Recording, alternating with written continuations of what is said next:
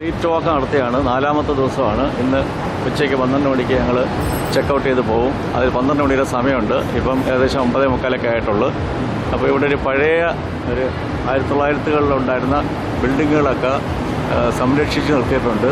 ഇതിന് പറയുന്ന പേരാണ് കുൾഡിസാക്ക് ഇടനാഴി എന്ന് പറയും. അതായത് ഡെമൺ സ്ട്രീറ്റ് എന്നാണ് അറിയപ്പെടുന്നത്. ഇത് ചൈന സ്ട്രീറ്റിലുള്ളതാണ്. ഇവിടെ ചെറിയൊരു പാലമൊക്കെ ഉണ്ട്. ഇവിടെ നിന്നൊക്കെ ഫോട്ടോയൊക്കെ എടുക്കാം നമുക്ക്.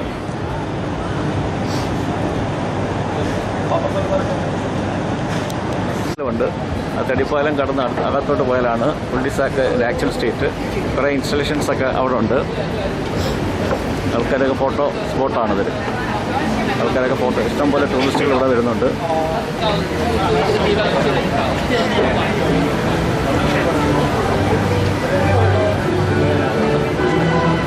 മേളിലോട്ട് കയറാൻ തോന്നില്ല. ഇതിനെ ഒരു ഡെമൺ സ്ട്രീറ്റ് എന്നറിയപ്പെടുന്നത്. പഴയ 1900കളിലുണ്ടായിരുന്ന ചൈനീസ് ഒരു ആഭിചാര കേന്ദ്രമായിരുന്നാണ് പറയപ്പെടുന്നത്.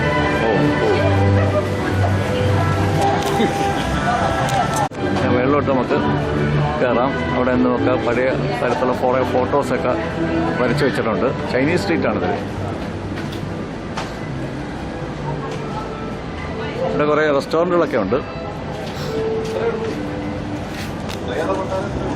ഇത്രയേ ഉള്ളൂ.